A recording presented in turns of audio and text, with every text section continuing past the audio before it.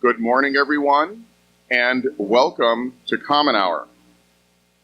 My name is Rick Moog, and I am the chair of the Common Hour Committee and professor of chemistry. Next week's Common Hour will be held here in Miser Gymnasium and will feature Wes Moore, who is the CEO of the Robin Hood Foundation. He's an author, veteran, and social entrepreneur. We'll be talking about the two Wes Moores. Before we begin, let's thank our pizza servers this week, F&M Votes.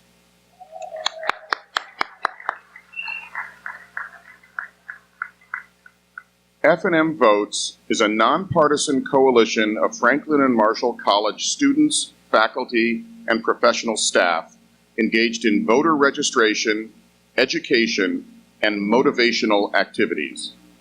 We welcome new members, and we are registering voters. So please come talk to us at the voter registration table at the back of the gym after Common Hour, way back there.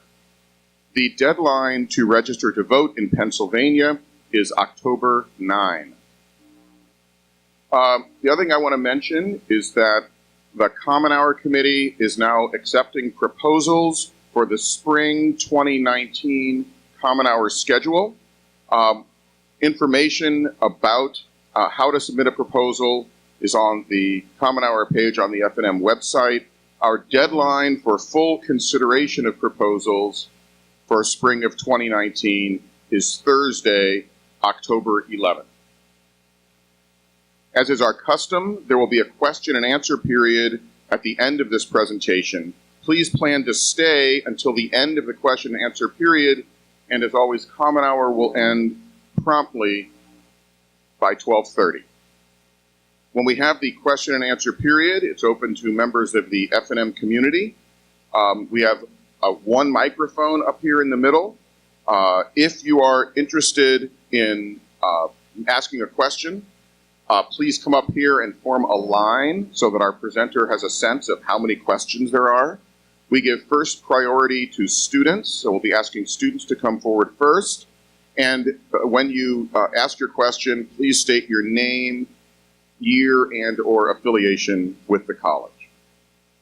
And now I'd like to introduce the proposer of today's Common Hour, Candace Roper, coordinator for the Common Hour Committee and for the International Studies program. Candace.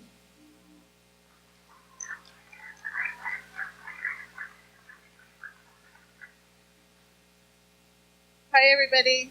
I really want to apologize for how hot it is in here, so thanks to all of you for being here.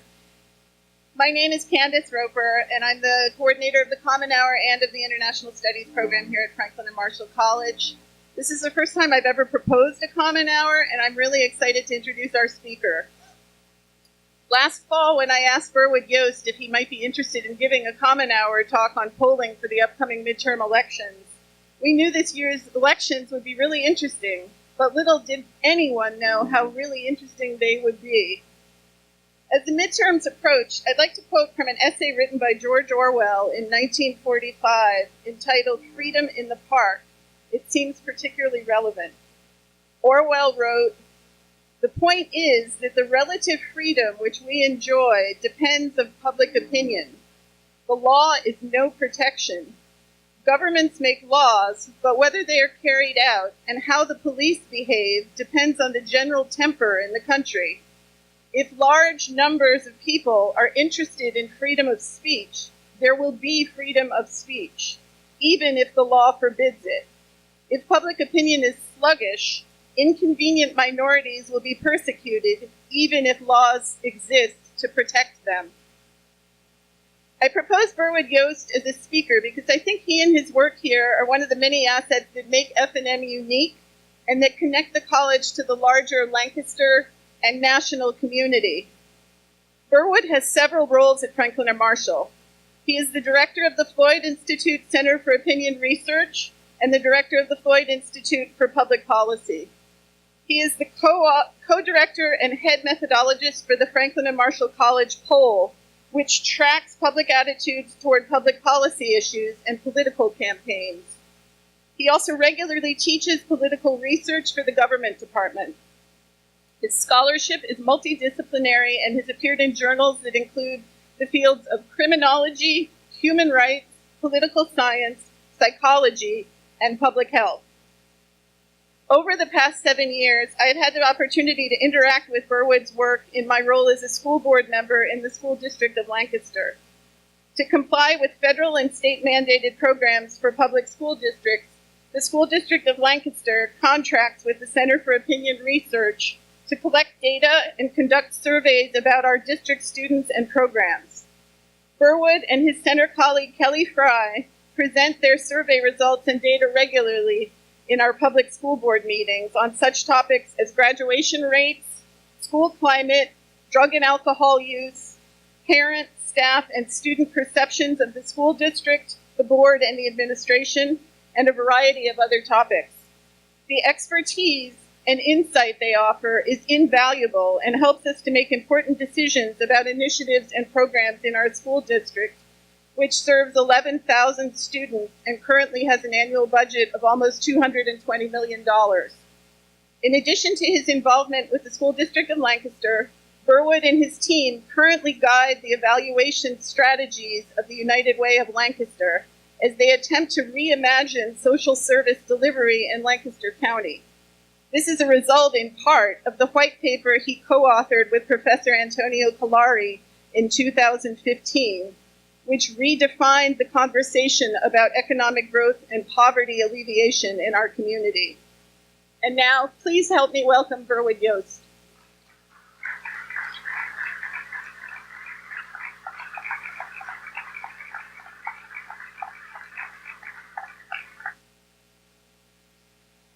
Thank you, Cam. You good? All right. Thank you, Candace, for that kind introduction. Most of you probably do not know that Candace has a close family connection to election polling. Her grandfather, Elmo Roper, helped create the modern polling industry. Here's a picture of Elmo and a story about one of his polls predicting a Roosevelt election victory. The election polls Mr. Roper conducted for Fortune magazine in 1936 predicted a Franklin Roosevelt election win when the more established Literary Digest poll showed that Roosevelt would lose.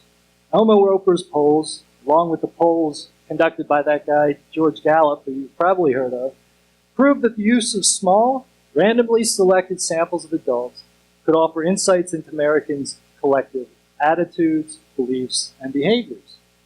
This electoral polling success helped Elmo create one of America's leading market research and polling companies, which was later run by Candace's father, Burns Bud Roper, who is pictured with his father in this newspaper article. In their February 1942 issue, Fortune magazine's editors wrote that Elmo Roper contributed, and I quote, contributed perhaps more than any other individual to the development of a rationale for polling. Thanks largely to the thinking of Mr. Roper, public opinion research holds an important place among the social sciences, end quote. Candace's father, Burns Roper, published a paper in 1984 in the Annals of the American Academy of Political and Social Sciences that asked the same question we are asking today. Are polls accurate? His answer was yes and no. I guess if he gave Candace that same guidance, she might have been confused. But what I think he was saying, and what I hope to demonstrate today, is that there are limits to what polls are capable of telling us, and that those limits are defined by the choices the pollsters make when they design their polls, and by the limitations that all polls share. As I thought about today's presentation, I wondered whether I should focus heavily on how polls are conducted, focus heavily on midterm polling, or do a bit of both. I've opted for a bit of both because you're going to need to both to understand what the polls are telling us about 2018. I'm going to spend the first part of my talk assessing the accuracy of the 2016 polls, mostly by considering how those results compare to polling outcomes from other presidential elections. Then I'm going to try to clarify what the 2018 polls say and don't say, and how contingent these judgments are on the choices the pollsters make about how they collect and interpret their data, and how the media report those results. But let me begin by asking you a question. Who believes the 2016 polls were accurate? Thank you very much. Wow. I thought it was hot in here already. Okay. We're going to have a conversation a little bit later about what I mean by accurate. But let's start with what the polls were making abundantly clear prior to Election Day. The polls clearly showed that both major party candidates were historically unpopular. This unpopularity meant that a large portion of voters would need to choose between two candidates that they did not like. Our polling showed that 1 in 6 voters had an unfavorable opinion of both candidates. In 2012, only 3% of voters had an unfavorable opinion of both candidates. The polls also clearly showed that there were historically large numbers of undecided and third-party voters. The undecided and third-party candidates totaled nearly 14 points in surveys conducted in October and 11 points in surveys conducted in November. Polls released in the final month of the 2012 campaign, for example, found only 5% of voters were undecided or planning to vote for a third-party candidate. The polls also clearly showed that there was a strong desire for change in the United States. Most citizens believed that the country was on the wrong track. Many citizens felt economically insecure, and views about President Obama's performance were shaping people's preferences. Part of the desire for change was evident in the consistent support President Trump had from white working-class voters, which was a mainstay of poll reporting in 2016. Finally, I think the polls also clearly showed that the race was tightening as Election Day approached. The tightening sped up dramatically after James Comey's press conference that reopened the FBI investigation into Senator Clinton's emails. In my estimation, polling served its primary purpose in 2016 by giving us a pretty clear understanding of the electoral context. What more do you want?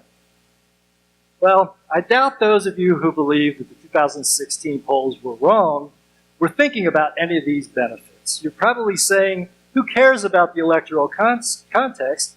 I want to know how well the polls did in predicting voters' presidential preferences. And the answer is pretty well. This figure shows the average error in vote margin in national presidential polls from 1936 to 2016. The black line is the average absolute error, and the bars show the direction of the error. Gray bars mean there was an overestimation of the Republican vote margin, and black bars indicate an overestimation of the Democratic vote margin. When I look at this figure, 3 things stand out. First, given the many, many limitations of polling, which I will discuss, the national polls were accurate in 2016. Second, I see that the accuracy of national polls has steadily improved over time, and that the miss in the 2016 election was actually smaller than the miss in the 2012 election. The signed error in 2016 was about 1.3 points, more towards Secretary Clinton than the actual outcome. In 2012, the polls were about 2.4 points more favorable to Governor Romney. Finally, and contrary to the beliefs of partisans everywhere, the polls are not biased toward one party. For these 21 elections, the polls overestimated the Republican share of the vote 10 times and overestimated the Democratic share of the vote 11 times. So the national polls are definitely interesting, but our electoral college system makes the national polls irrelevant since it is the state-by-state accumulation of electoral votes that determines who wins the presidential election. So even though the national polls were accurate by all definitions that I can think of, the state polls are actually more important, right? So how did the state polls do? The answer is a bit more complicated. I guess the simple answer is that the state polls performed as they usually do. This figure, again, shows the average error in vote margin in state presidential polls for the last 5 elections, using the same conventions as that prior slide. By these measures, the state polls did not fare all that poorly either. They overestimated Senator Clinton's vote share by about 3 points. This isn't a terrible miss when you consider the expected sample variability for these state polls, which tend to have much smaller sample sizes than the national polls. If we conduct a similar analysis that goes back to 1968, you'd find that the state polling was about as accurate as it usually is. But why don't we take a closer look at the polling in Pennsylvania in 2016 to flesh this out just a bit more. This figure shows us the results of all the major polls conducted in the state leading up to the election. The black lines give us a sense of the vote share for each candidate across the final 4 months of the campaign.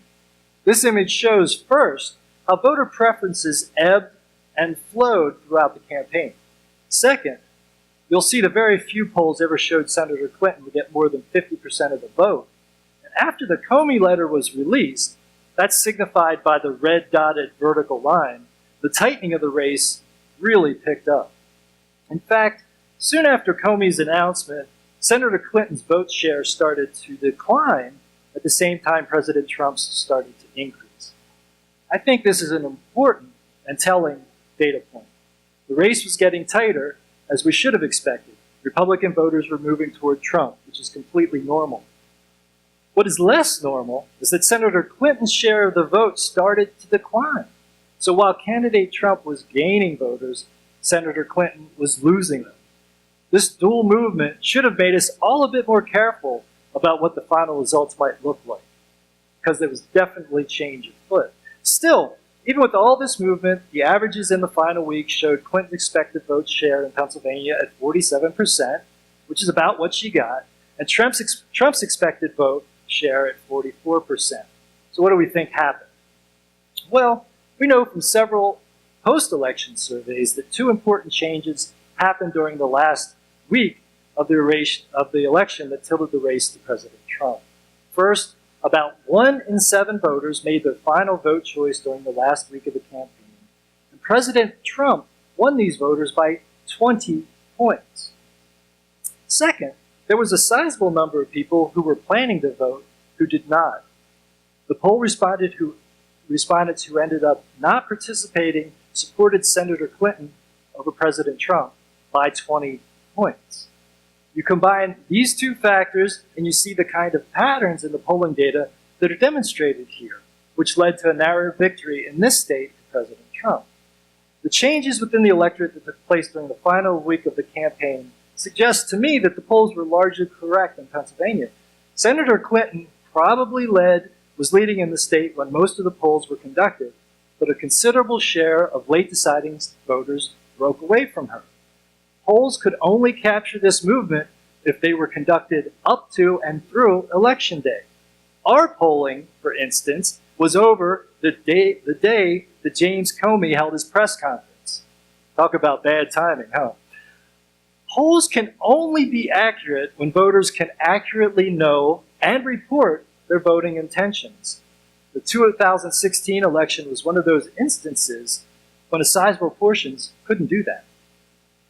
We should also remind ourselves that using samples to represent larger populations always produces sample error, and that no poll will ever be accurate enough to consistently pick the winner in an election decided by less than 1 percentage point.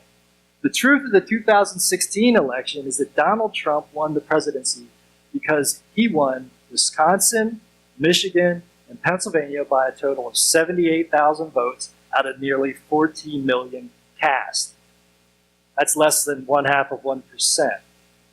Not even the best designed polls can reliably predict a winner in a contest that is so close, even if the voters were sure about their choices, which they were not. Let me give you one further bit of evidence about the accuracy of the state polls to support my views about their performance. And it takes us back to the start of my talk when I asked about what criteria we might use to determine whether a poll was accurate. This particular image displays the difference between our final poll and the exit polls in the last 3 presidential elections. The dots indicate the size and direction of the miss for any particular subgroup. I want you to note how many points fall on the vertical dotted line in 2016 compared to prior elections.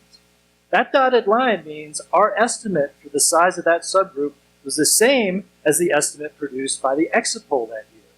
Our final sample of voters in 2016 more closely resembled demographic characteristics of the electorate than did the F&M polls we conducted in 2008 and 2012. Here's the point. The respondents in the October 2016 poll more closely resembled the electorate than prior presidential polls we've conducted. And this, I think, provides some evidence that we did a pretty good job of defining what the electorate would look like in 2016, which is really the thing we must understand to get an accurate read on the election. This makes it likely to me, or seem likely to me, that our sample was accurate, but that a sizable share of respondents changed their minds. Does that really make the poll incorrect? Should we judge a poll on the accuracy of a single number? So regardless of what I have said, there are many people who believe the polls performed poorly in 2016, right? So why? Well, I don't want to pick on anybody too much, but all of the organizations that handicap elections were suggesting a Clinton victory. All of these handicappers rely on polling, with some directly incorporating polling data into their prediction models. I think the polls were guilty by association. Now, I gotta admit that I have real reservations about the benefits of poll aggregation sites like 538 or the Upshot, etc. Although I don't have time to get into all of the problems I think poll aggregators create, I do want to mention one of my main concerns. I think that the poll aggregation sites encourage the reporting of poll data that is consistent with the polling averages they generate. We even have a term for this. It's called herding, H-E-R-D-I-N-G, herding, which recognizes the fact that some pollsters appear to self-censor their numbers so they are in line with the averages produced by the poll aggregation sites. Poll aggregators will argue that polling poll results will cancel out polling errors and biases produced by individual firms.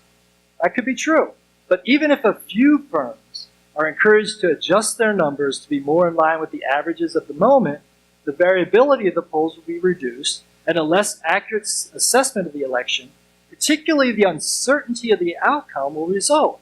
This may have been part of the problem, I think, in 2016. I think it is true also that media coverage of the election was also part of the problem. Citizens become aware of poll results primarily through media coverage, and misreporting or misrepresentation of the poll findings by media organizations are another culprit in setting our expectations. Ultimately, we need to decide, or you'll need to decide for yourselves, whether the polls performed well or not. From my perspective, the polls did a good job of telling us a story, although it may have been a story that many of us were not ready to believe or that we understood too late. I guess I echo Roper's thinking about whether or not we can trust the polls. The answer is yes and no.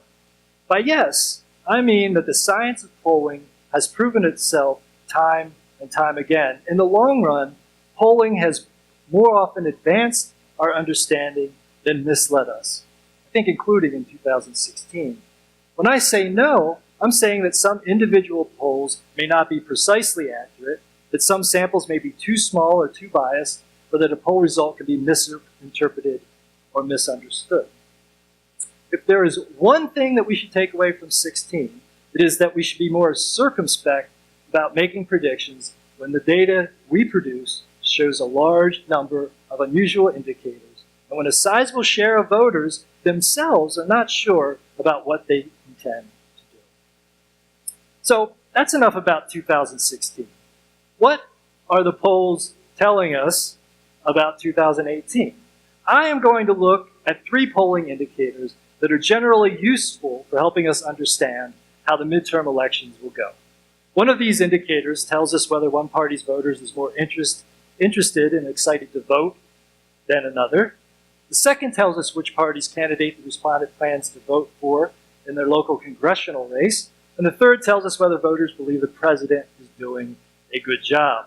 You'll notice that all of these indicators in some way relate to the president. It should be no surprise that midterm elections are more or less always about the president's performance. But the typical importance of the president to midterm voters has really exploded in 2018 because President Trump is a uniquely polarizing figure. His personality is driving this race for both Republicans and Democrats.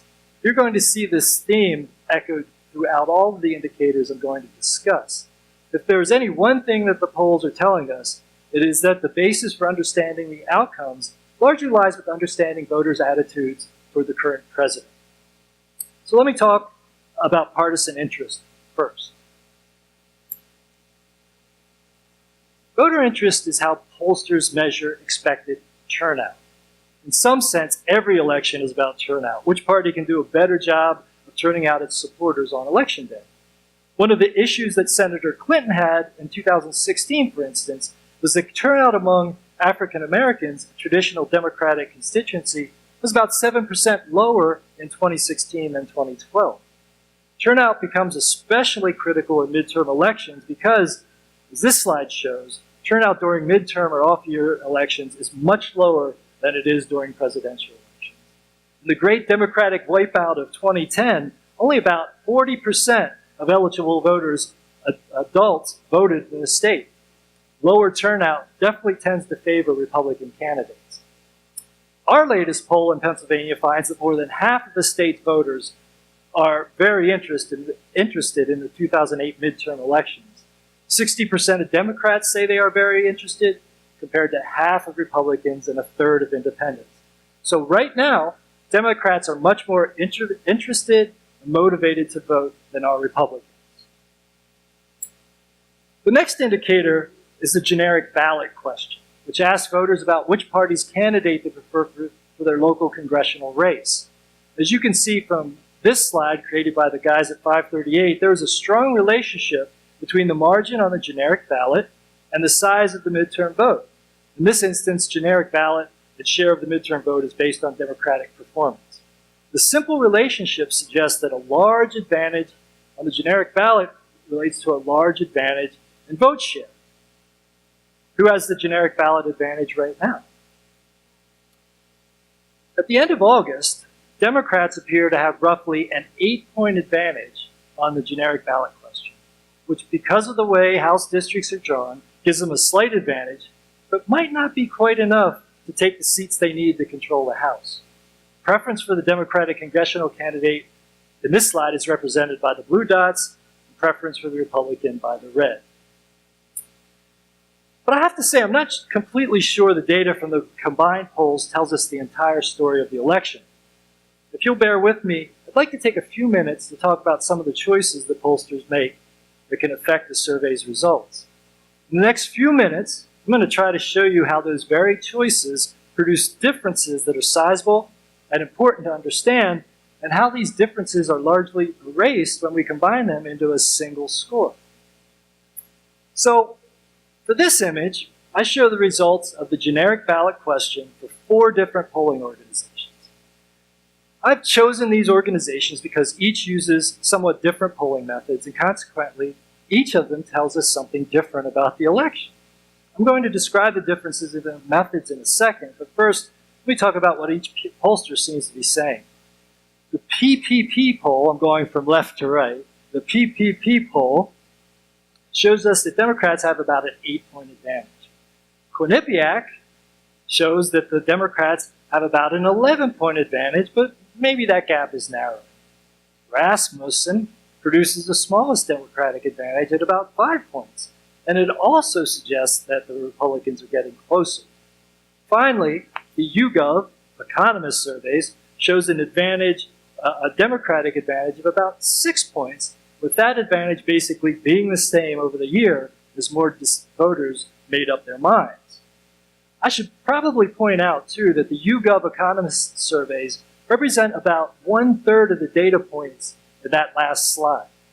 There's no doubt that the large number of YouGov surveys makes the Democratic aggregated generic ballot advantage smaller than it otherwise would be. Now, this table shows us some of the main features that each pollster uses to arrive at its final results. The first thing you should notice is that some pollsters use a sample of registered voters and some use samples of likely voters. As you'll recall from our earlier slide on voter turnout, only a subset of adults actually vote in the midterms, so the aggregate preferences of registered voters can be different from the aggregate preferences expressed by likely voters, which can be different from the aggregate preferences of all adults. The population you choose makes a difference. You might notice next the differences in the row labeled mode. The choice of mode tells us that each of these pollsters collects data differently. Quinnipiac uses a traditional live interviewing approach to collect its data, which means they randomly dial phone numbers, interrupt your dinner, and speak to people over the telephone. Ppp and Rasmussen both use a technology called interactive voice response, or IVR. Those included in IVR surveys receive an automated message on their phone to which they respond by punching their keypad. By law, pollsters who use IVR technology cannot call a cell phone. More than half of all homes do not have a landline. And you can probably guess at how the demographic characteristics of those with a landline differ from those who are cell only. To be fair, PPP supplements their IVR calls with an internet survey in an effort to get to the cell-only people, but I don't know how they recruit them, and it's not clear. Finally, there's YouGov. It collects its data fully online. What you should understand about these differences in mode is that a great deal of research shows us that different data collection modes usually produce different results, even when asking the same question. Now, I'd also like you to notice the sample sizes that each pollster uses. This is important because the larger the sample, the smaller the variation we can expect in the results. You'll notice I've calculated the sampling error and the error on the difference between two polling estimates like those produced by the generic ballot question. Even for a huge sample like Rasmussen, 2,500 people, the expected error on the difference is sizable. Let me show you what that means in practice and interpretation for the Quinnipiac poll and the Ppp poll. The red dots show the ballot results and expected variability, range of responses for the Republican candidate preference, and the blue dots show the same for the Democrat. If we connect those dots, you'll see how our interpretations of the results, given the uncertainty due to sample size, are effective. The range of possible outcomes for the Quinnipiac poll, based solely on expected precision of our sample, show a clear advantage for the Democrats. But that Democratic advantage ranges from 3 to 15 points. For the Ppp poll, the range of possible outcomes include a Democratic advantage of 14 points, but also a Republican advantage of just 2. This reminds us that we always need to consider sampling variability and the potential range of outcomes possible when reporting the results of a single poll. You may have noticed that I haven't calculated a sample error estimate for the YouGov survey. That is because YouGov uses a sampling strategy that is not based on random sample, but is instead based on a panel of voters that they manage.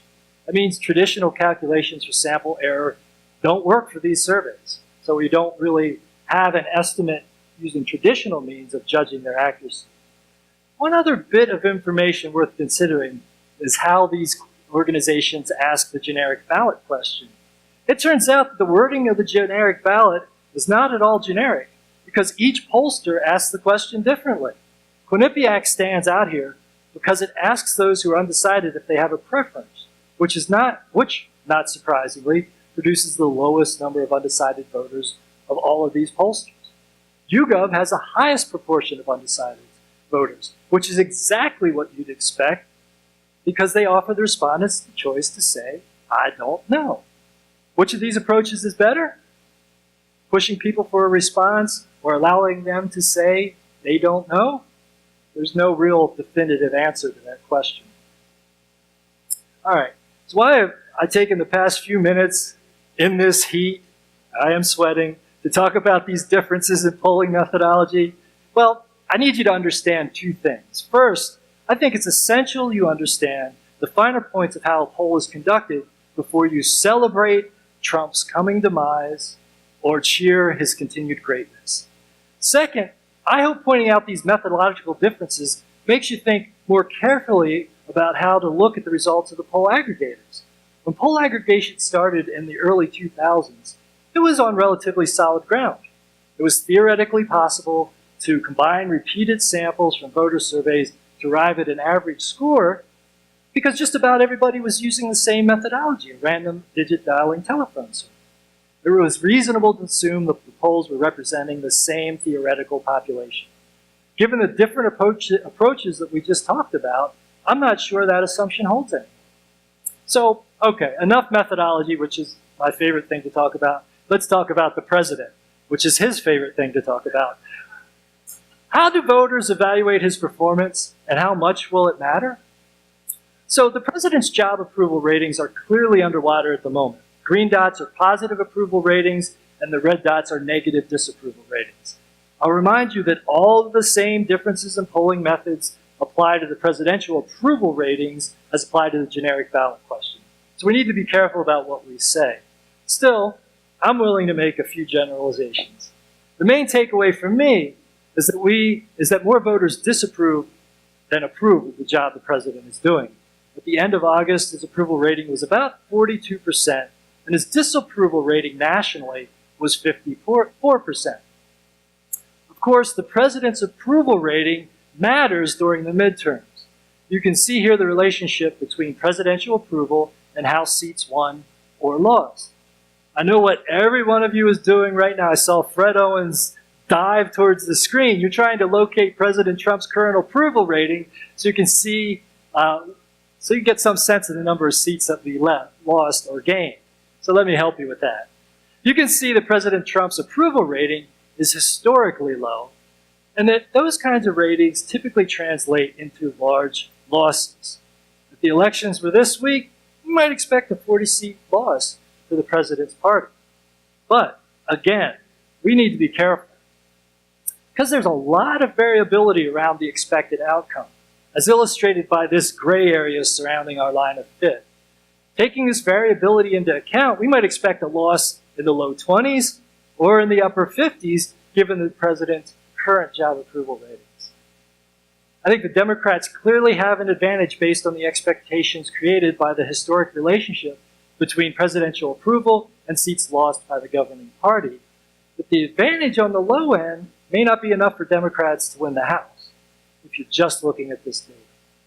But I do need to admit there are a few things that make me wonder whether the election will move more towards the upper bound than the lower bound of this estimate. This is a comparison of Trump's and Obama's job performance ratings in Pennsylvania in August of their first terms. President Trump fares similarly to President Obama. That's bad news for Republicans. Obama's poor job performance in 2010 helped the Republicans win the governor's office, the U.S. Senate seat, and 12 of 19 congressional districts. Overall, Democrats lost 63 House seats in 2010. I said earlier, though, we should take note of indicators that look different from the past so we consider how that might affect this election. What's different about President Trump's ratings from his immediate predecessors, and I suspect any other prior president, is how polarized they are. This slide shows us midterm job approval ratings in this state from our polls for Presidents Bush, Obama, and Trump. Ratings moved from left to right, positive to negative for each president. 2006, 2010, half of voters were in the middle about the performance of Presidents Bush and Obama. Far fewer people have a moderated opinion of the current president. Nearly twice as many voters in the state rate his job performance is excellent compared to Bush or Obama. Those are the dark green bars. But far more rate his performance as poor than rated Bush or Obama that way. The dark red bars are the poor ratings. Does this polarization mean that the president's supporters will be out in force, overrepresented in the election, or will it mean his opponents are? The answer to that question, I think, is critical for the midterm. And I think this is what feels different about this election, the incredible polarization surrounding the president. Here's the generic ballot question we asked of Pennsylvania voters in a poll we released last week. This data affirms that President Trump is an essential motivating force in the upcoming elections. Democrats have a 9-point advantage on the generic ballot question, as you can see, 48 to 39%. You can also see that 2 in 3 of those who plan to vote for the Democratic candidate are casting their ballot mainly as a vote against Trump and the Republicans in Congress. 3 in 4 of those who plan to vote for a Republican candidate are casting their ballots into support of Trump and the Republicans in Congress. What's even more shocking is the question we asked in the Senate race, where President Trump is the main issue too. 11% of the people in our poll said the president was the main reason they were supporting one of their candidates. That was an open-ended question where they could have said anything and they said it was the president. Just for comparison, in 2010, in the Senate race in 2010, only 3 people mentioned Obama as a reason they were supporting their Senate candidate. Not 3%, 3 people out of 600. This may, of course, remind you of something we hear a lot these days. President Trump is extremely popular among Republicans, particularly among conservative Republicans. Undoubtedly true, but I think that requires some context. That context is that party affiliation, as measured in polls, is largely about partisan identity, which isn't always the same. In fact, long-running data collected by the Gallup organization about party self-identification shows us how voters' party attachments fluctuate over time. This slide goes back to 2004. One thing that we need to keep in mind is that it looks like the gap in party identification is widening in the Democrats' favor. I think that's an important bit of electoral context. One final bit of context has to do with how women and men feel about the president. This slide uses the same conventions as their prior slide on presidential approval, but it compares the job ratings of men and women for the last 3 presidents. You can see that there is virtually no difference between men and women in the ratings of Bush. Men and women differed a bit on the ratings of Obama, but here again, most people graded him in the middle categories, not at the extremes. In 2018, female voters have strong negative feelings about the president's job approval. Female voters may be the key outcome of this midterm, at least as much as white working class voters are. More women than men typically vote, and if there is a fissure in Republican support, it is among Republican women, and at least in Pennsylvania. Our latest poll shows that among likely voters, 65% of Republican women give the president a job approval rating compared to 90% of Republican men. Will these women sit out the election, vote for a Republican, or cast a ballot for the other party?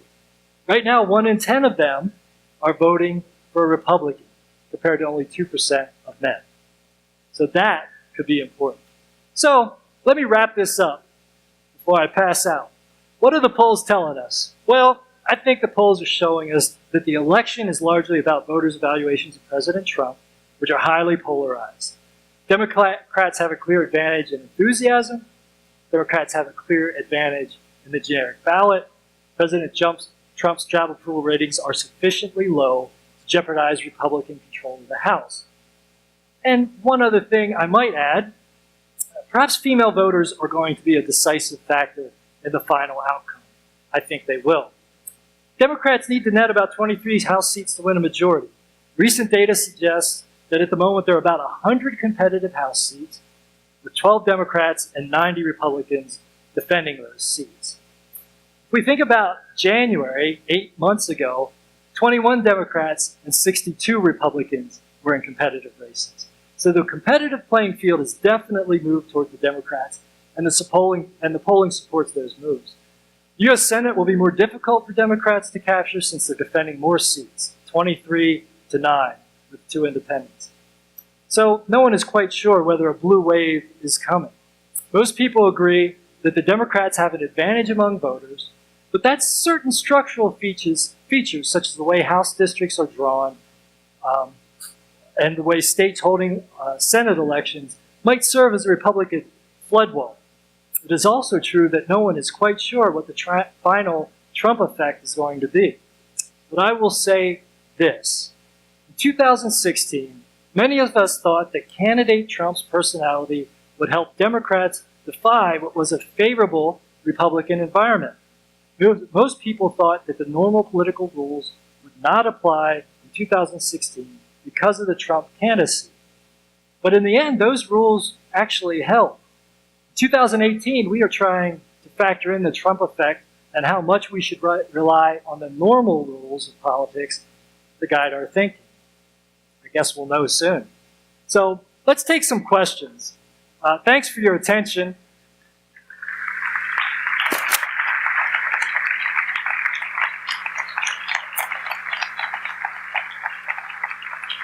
While everybody's coming up, please keep coming.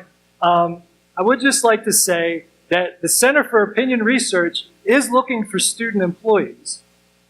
So if anyone's interested in this kind of work, we would be glad to train you. So, hi, my name is Jack. I'm a senior, and I just wanted to see if you could talk about how the media represents these polls and if they actually dive into in as much depth as you just did. Thank you, Jack. Jack worked at the Center for Opinion Research all summer helping us, so he's had a preview of this thing. And let me just say this.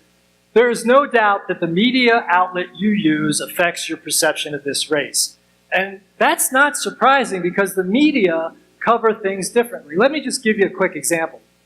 Here's an article from the Wall Street Journal, and it's talking about Trump's huge support among his own party members in their presidential year, right? 88%, incredibly formidable.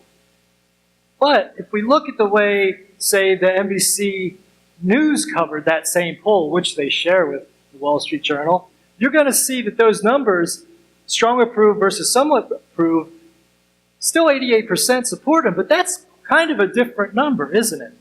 So this is what media reporting does. It frames our interpretation and understanding of polls, which is why you have to understand how the polls were conducted and what their limitations are. Does that answer your question, Jack? Thanks. My name is Ali Husseini. I'm a freshman. Now, I just wanted to ask about, there's a school of thought that basically says that running on President Trump's Russia scandal or his impeachment, that might not serve as the right way to articulate the Democrats' message, that maybe they should run on a certain set of policies. How do you think that will affect the Democratic turnout in terms of the numbers? Oh, that's an easy question. Thanks. So I think, there's tremendous internal debate among Democrats about how much they should emphasize the impeachment and all the various different scandals in that administration.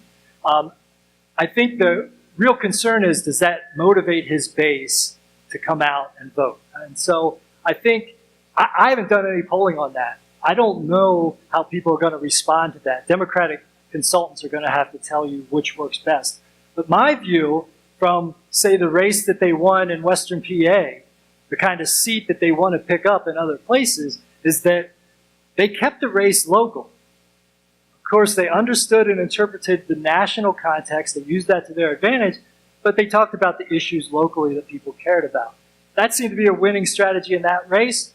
That's probably not going to work everywhere, and I think the DNC has recognized that and given a lot of latitude to candidates to do what they think is best. So that was a real non-answer, wasn't it?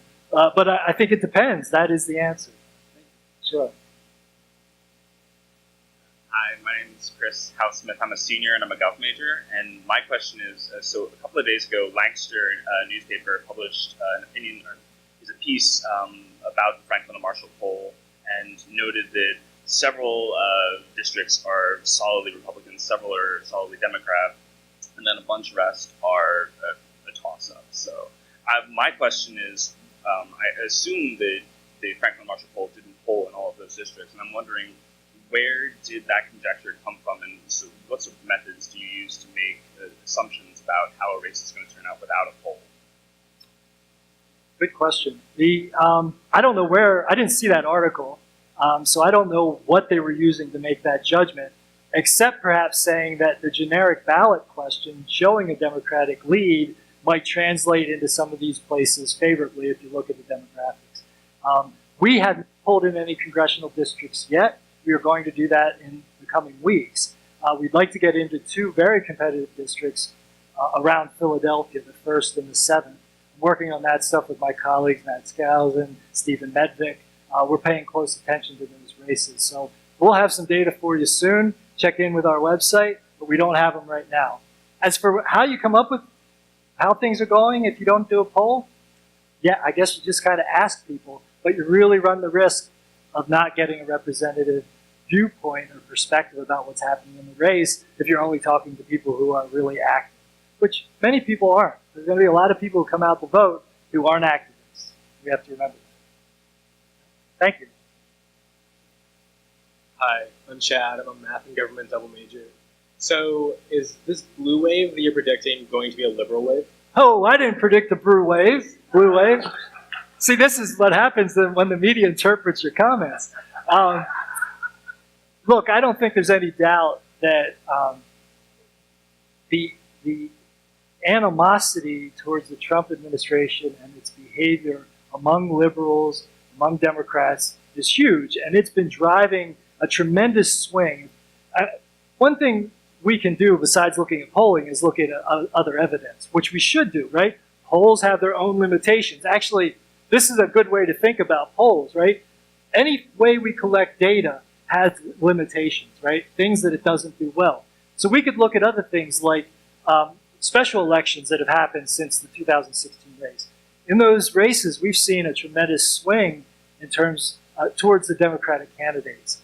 And I think that kind of swing represents the sort of thing you're talking about. So if the Democrats can sustain it, you're probably talking about a blue wave. But again, given the limited data we have, just looking at polling, it's hard to say whether that wave is enough to overcome those fortifications that Republicans have built to kind of protect themselves. Right. But will that wave also be liberal?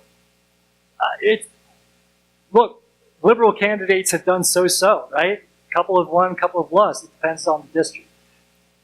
That's the answer. Historically, presidential election. Oh, my name is Ashley. Hi, Ashley. I'm a first-year student. Historically, polls have shown that, especially in presidential elections, incumbents have a huge advantage. How do you see that playing out both in the midterm elections and then going forward into the next presidential election? Yeah, incumbents always have a real advantage. And in fact, it's really unusual this year in the Senate races that none of the incumbents are out of their races yet. Right? That's unusual. Most of them are still, they may be leaning in the other direction, but they're all still competitive. That tells you the power of incumbents. And an incumbent president is difficult to defeat, right? So if you're handicapping, and if the economy is the way it is right now, and, there's a very real likelihood that Trump will be elected in 2020, just looking at the conditions on the ground right now. Now, we'll probably know better by 2019 how the economy's faring. That's going to have some big effect on the likelihood that incumbents are going to get reelected. You usually do see a big change, oftentimes when economic problems come to the fore. But that's the problem right now. When we ask people, what's the big issue? There isn't one, right? Everybody says it's the economy or it's healthcare or it's education, right? There's no one thing driving voters at the moment except their animus or support for President Trump. You bet. Hi, my name is Al Grant, and I'm a freshman. My question revolves around interpreting the polling based off not only majority rule, but the Electoral College. There is one key piece of empirical evidence is that Hillary Clinton won the popular vote by approximately 2.6 million votes. Based on my analysis of the polling, I found that most of the state polls were accurate, say for exception of Wisconsin and Wisconsin and Michigan. My question is, do you feel that the polling is... Thanks for leaving out Pennsylvania. My pleasure. My question is, do you feel that polling is a very accurate indication? Is polling accurate when it comes to analyzing the Electoral College, or is it just the popular vote? Well, it can be. See, the limitation that we have with state polls is that there aren't as many of them. They don't have as large a sample. They run more on a shoestring budget. So we don't have the resources dedicated to state polls that we do to national polls, right? And it's actually easier in some way. I mean, it's easy to predict some states. You don't need polling in Mississippi to understand how things are going to turn out in a presidential race at the moment, right? But in some key states like Michigan, Wisconsin, Ohio, Pennsylvania, and Florida, where the race is within a point or two, it's going to be hard to be right on because no poll can be that precise unless it has thousands and thousands and thousands of people in the sample. Okay? Thanks. Sure. Oh, there's another question, right? Hi, Annalisa Cronell, mathematics. So a lot of the questions that you're getting are how well can we predict the future? And one way to predict the future is just to wait until the elections and then we find out. So aside from an intellectual exercise to see whether we can be fortune tellers, what advantages are there to actually putting all this time and money into a poll? Are there other things besides predicting the future that you do to benefit society? Thank you. You're welcome. Very nice. Thank you. So actually, most of what we do isn't polling like this. Most of what we do helps community plan for their health need or helps determine what kind of issues their populace. So there's polling can tell us a lot about a community. In fact, just about everything we know about what's happening in the United States comes from a poll, right? Unemployment rates are poll-based estimates. When we think about the data that the Census Bureau provides, most of that comes from the American Community Survey, which is a survey of 300,000 people a year that tells us incredibly important details about housing costs, about health care's coverage, all those things. So, polling can tell us a lot, and it's a multi-billion-dollar industry, most of which is spent trying to do other things than predict elections. But elections gave polling legitimacy. If we think back to Elmo Roper, right? It proved that you didn't have to talk to everybody in the country to understand how they might behave and what they might think. That was the real benefit. Thanks. Hi, Elizabeth Thompson. Hi. My question is, independence the elephant in the room? Yeah, they are. So it's a good question. We pay so much attention to Republicans and Democrats because people vote with their party 80, 85, 90% of the time. But in Pennsylvania, when we talk about registration, we're talking about 13% of people who register as a non-Democrat or Republican. And when you really look at the party identification like I showed, we ask people if they lean towards one party or another. So partisan leaners, if you allocate them, there's only about 7 or 8% of the public who are truly independent in their thinking. And so that's why we don't talk about them much. Yes, it would be great to have more of those folks and be able to sway their opinion. But, there's just not enough of them because we know if they lean towards a party, they're likely to support that party's candidate. All right, thanks for a wonderful presentation. Thank you. We'll see you next week.